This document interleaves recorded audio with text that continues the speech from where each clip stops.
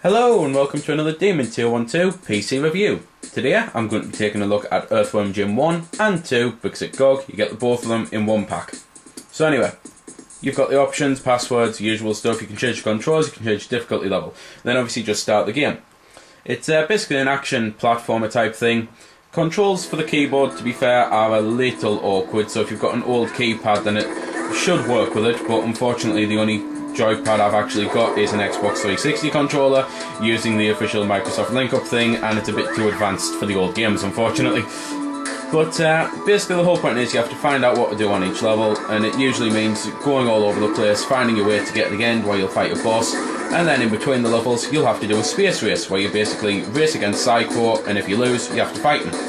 Which is why the game has varying levels depending on how you class it, because it has 9 different levels, but you will clear more than 9 levels.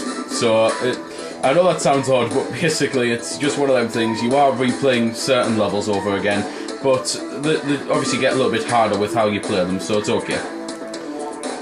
You've got the well, I say the usual stuff, but nothing's usual about this game because obviously you're super worm and that. But basically, you've got a gun, you can get some power-ups for the gun, which is pretty sweet. It's just basically like a super shot, which is really cool. You've also got your head, which you can use as a whip, so that can be used to latch onto things or just kill some enemies. So, just standard stuff like that, really.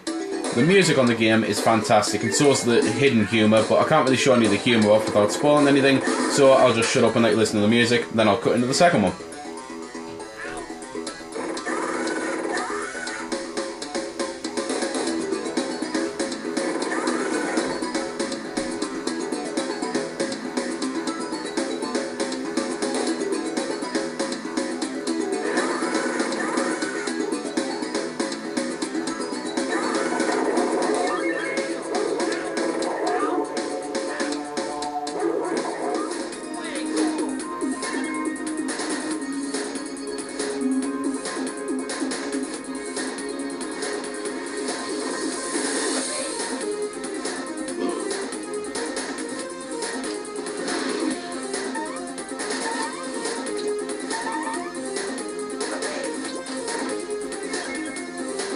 So there we go then, that was a bit of the music from both the games. You haven't missed anything with the start of the second one, it's pretty much the same as the start of the last one, options, etc.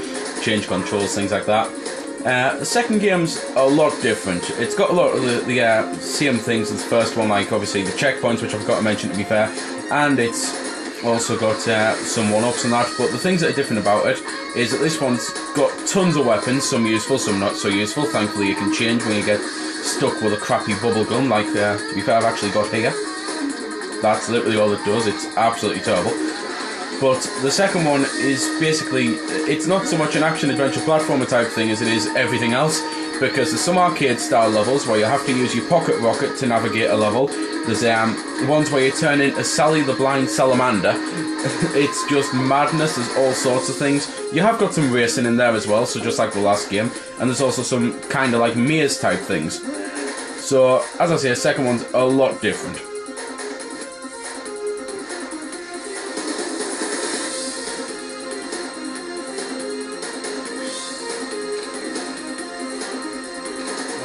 Pretty much nothing left to say.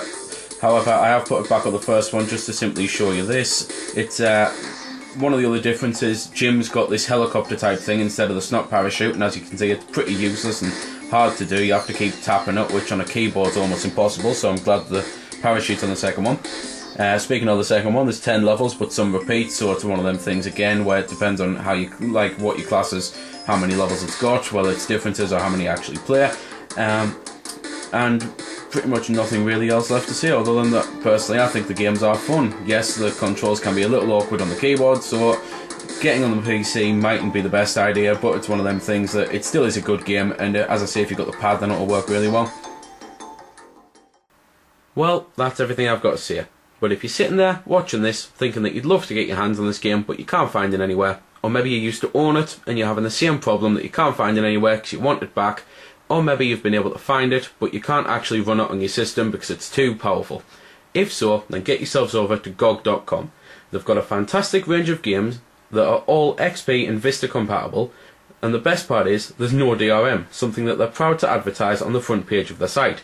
There's also forums where you can go and ask for help or just chat about your old favourites, and if there's a game you're looking for that they don't have, then add it to the wish list, so that one day it might be added.